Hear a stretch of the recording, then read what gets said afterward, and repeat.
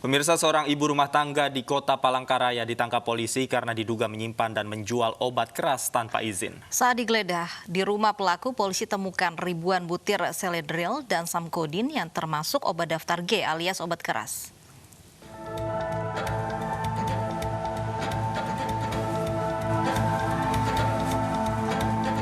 Tim Direktorat Samapta Polda Kalimantan Tengah menggerebek rumah kos di Jalan Mahir Mahar, Kota Palangkaraya. Rumah ini disinyalir menjadi penyimpanan obat keras golongan G yang dijual tanpa izin. Benar saja, saat digeledah, polisi temukan ribuan butir pil Seledril dan Samsodin yang tidak bisa dijual bebas tanpa izin resmi. Tak hanya amankan barang bukti, polisi juga mengamankan ibu rumah tangga yang diduga berperan sebagai pengedar obat keras. Pelaku berdalih hanya menjual dan mendapat pasokan dari seseorang di Banjarmasin.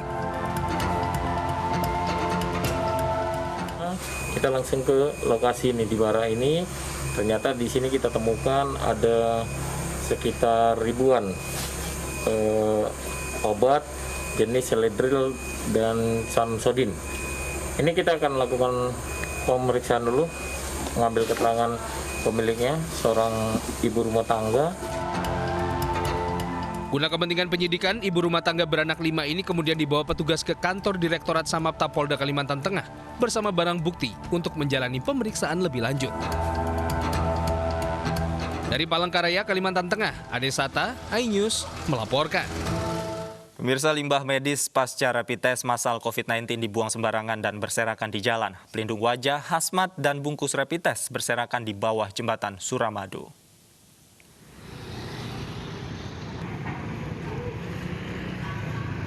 Pelindung wajah, sarung tangan, karet bekas banyak ditemukan berserakan dan dibuang sembarangan di sekitar kaki jembatan Suramadu. Sampah ini berasal dari kegiatan rapid test massal yang digelar di lokasi ini pada Sabtu malam. Namun hingga Minggu siang sampah dibiarkan begitu saja. Tak hanya di jalan, sampah juga ditemukan di taman sekitar lokasi ini yang kerap dikunjungi warga untuk menikmati Selat Madura. Kondisi ini pun disesali masyarakat dan dinilai membahayakan. Pemkot Surabaya meminta maaf atas kejadian ini dan akan mengevaluasi petugas medis dalam setiap kegiatan rapid test massal COVID-19. Kami mohon maaf mungkin karena petugas kecapean sehingga dan juga itu tadi menurut rekan-rekan juga posisi di bawah meja sebelum diangkut gitu. Tapi saat ini sudah kami bersihkan. Juga sudah kami semprot. Sebelumnya, Pemkot Surabaya menggelar rapid test massal mendadak di kaki jembatan Suramadu di Jalan Ambak Budi, Surabaya Sabtu malam. Pemkot memilih melakukan tes secara mendadak, pasalnya lokasi ini kerap dijadikan tempat warga berkerumun untuk menikmati malam akhir pekan. Dari 659 orang yang menjalani tes, 23 diantaranya dinyatakan reaktif. Dari Surabaya, Jawa Timur, Yuda Prawira, iNews melaporkan. Jumlah pasien terinfeksi COVID-19 terus bertambah dengan pesat. Sebagian masyarakat berharap bisa melakukan swab tes secara mandiri, namun sayang variasi harga tinggi di setiap rumah sakit tak dapat dihindari.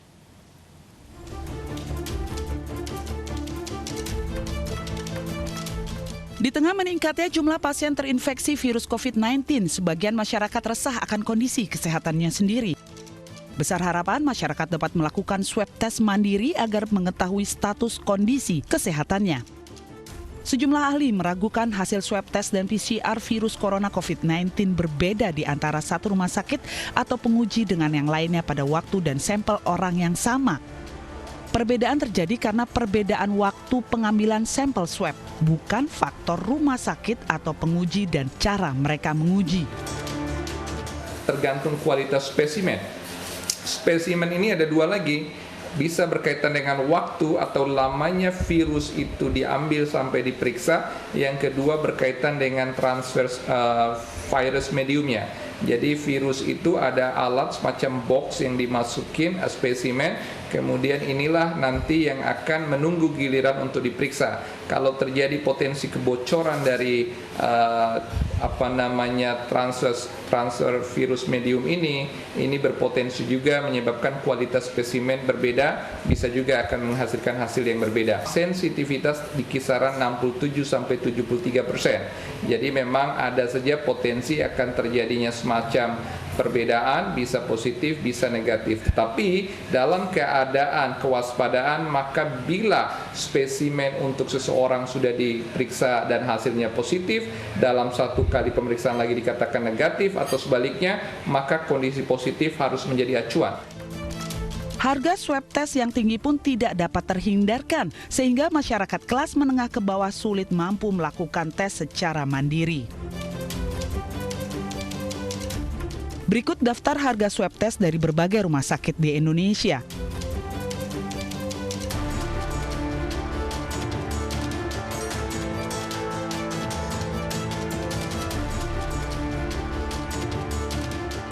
Variasi harga di setiap rumah sakit berbeda karena adanya perbedaan unit kos seperti biaya jasa tenaga medis dan penyediaan alat yang diberikan oleh pihak rumah sakit. Dengan harga yang tinggi membuat masyarakat kalangan bawah pasrah karena jaminan pemeriksaan tidak dapat dijangkau. Kecuali berkontak langsung dengan pasien COVID-19, pihak rumah sakit dibantu pemerintah memberikan bebas tarif untuk swab test. Apakah ini bisa diberlakukan di Indonesia? Tentu sangat terkait dari kepemimpinan dan juga dari baik kepemimpinan ini bisa menyangkut kepemimpinan daerah dan juga tata kelola kita secara nasional. Jadi kalau misalnya daerah bisa meminimalisir harga, melakukan standarisasi baik semua sumber daya maupun juga kapasitas rumah sakit yang bekerja sama penanganan COVID, itu mungkin saja untuk distandarkan. Diharapkan pemerintah dapat menyamakan harga swab test agar terjangkau untuk masyarakat Papa. Demi kepentingan nasional menganalisis penyebaran wabah corona, epidemiologi, hingga prevalensi dan penyebarannya. Tim Liputan iNews melaporkan. Dan untuk membahas lebih dalam, sudah bersama kami ada spesialis pulmonologi, Dr. Erlina Burhan. Selamat siang, Dr. Erlina. Selamat siang. Baik, dokter, untuk hasil swab ini apakah memang ada kemungkinan hasilnya itu akan berbeda-beda? Kemungkinan bisa saja terjadi kalau itu dilakukan di dua lab yang berbeda. Baik, ini alasannya apa, Dok? Kenapa hasil swab test ini bisa berbeda? Ya, ini ada beberapa alasan. Pertama, ada beberapa faktor ya. Cara pengambilan, tempat pengambilan. Yang saya maksud dengan tempat pengambilan adalah apakah kedua spesimen itu diambil dari lokasi yang sama. Misalnya kalau satu lab mengambilnya dari hidung, untuk lab yang lain juga harus dari hidung juga. Karena antara swab hidung dengan swab tenggorok itu hasilnya kepositifannya berbeda. Jadi nasal swab atau swab hidung itu kepositifannya bisa sampai di atas 70%, 72% begitu. Sementara yang swab diambil dari tenggorokan hanya sekitar 29 sampai 30%. Makanya untuk mencapai kepositifan yang tinggi, biasanya lab mengambil kedua-duanya, baik hidung maupun tenggorokan. Jadi bukan satu-satu saja, tapi dua-duanya untuk mendapatkan kepositifan yang lebih tinggi. Jadi ini salah satu faktor juga apakah ini di komparasi untuk pengambilan yang sama, itu satu hal. Kedua juga waktunya apakah ini berbeda. Kalau waktunya hari yang sama, mestinya sih tidak terlalu berbeda kalau pengambilannya juga lokasinya sama dan teknik pengambilannya juga sama. Dan satu hal lagi juga masalah transportasi dari spesimennya juga. Dan kita juga perlu tahu bahwa alat PCR ini berbeda-beda, ada sedikit perbedaan dari segi kepositifan. Baik. Demikian. Baik, Dokter Erlina. Tapi saran saya satu hal ya, jika terdapat dua pemeriksaan dengan hasil satu positif satu negatif, maka yang diambil sebagai patokan adalah yang positif, bukan yang negatif. Meskipun tesnya dilakukan dalam hari yang berbeda, jangka waktu yang berbeda, begitu Dokter Erlina, misalnya Hasil pertama dia positif, kemudian 2 hari lagi orang tersebut melakukan tes, hasilnya negatif. Apakah itu juga dapat berpengaruh, dokter? Bisa berpengaruh. Yang mana yang jadi acuan, Tetapi dokter kalau Erlina? harinya sama mestinya enggak. Yang positif. Yang positif. Ya karena tidak bisa orang dalam 2 hari kemudian jadi negatif. Butuh lebih dari itu untuk menjadi negatif.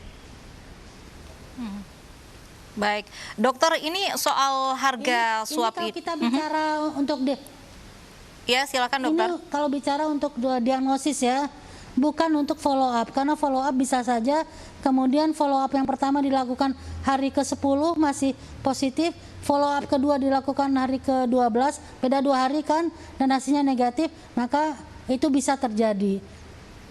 Tapi kalau ini untuk diagnosis hari ke-1 dan hari ke-3, maka kita pakai yang hasil yang positif. Baik. Oke, dokter, ini soal harga swab test yang bisa berbeda-beda di rentan antara 900.000 hingga 2,5 juta ini, mengapa harganya kisarannya itu berbeda, tidak bisa sama? Ya, barangkali lab ini memakai reagen yang berbeda dari vendor yang berbeda dengan harga juga yang berbeda. Tapi saya kira barangkali mestinya pemerintah ini melakukan semacam kajian sehingga ada patokan harga yang mungkin sama. Jadi seperti juga yang terjadi pada rapid test, karena variasi harga juga cukup berbeda, maka akhirnya kan diputuskan oleh pemerintah bahwa rapid test harganya haruslah sekian. Saya kira kedepannya juga harus demikian, pemerintah mengambil kebijakan untuk mematok harga supaya jangan terlalu tinggi atau juga jangan terlalu rendah begitu, jadi masyarakat tidak merasa bingung dan dirugikan. Baik, Dokter Erlina Burhan, terima kasih sudah berbagi informasinya bersama kami. Ini penting sekali diketahui masyarakat, khususnya bagi mereka yang ragu terhadap hasil swab testnya. Terima kasih, dokter. Selamat siang. Pemirsa, siang ini Gubernur Jawa Barat Ridwan Kamil kembali jalani tahapan uji klinis vaksin COVID-19. Ridwan Kamil bersama relawan lainnya akan disuntik vaksin dosis kedua. Gubernur Jawa Barat Ridwan Kamil akan menjalani tahapan uji klinis uji vaksin COVID-19 di Puskesmas Garuda, Kota Bandung. Bersama Kapolda Jawa Barat Irjen Pol Rudi Sufahriyadi, Pangdam 3 Siliwangi, Maijen TNI Nugroho Budi, dan Kepala Kejati Jabar, Ridwan Kamil dijadwalkan akan disuntik vaksin dosis kedua. Ada 146 relawan yang juga akan disuntik vaksin COVID-19 dosis kedua di 5 lokasi uji klinis. Sebelumnya, para relawan telah disuntik vaksin dosis pertama pada 28 Agustus yang lalu. Usai penyuntikan dosis kedua ini, relawan diminta hadir kembali 14 hari ke depan untuk melaporkan kondisi kesehatannya.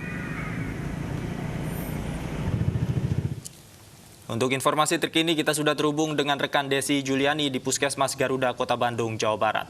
Desi, bagaimana persiapan penyuntikan vaksin dosis kedua yang rencananya dilaksanakan siang ini?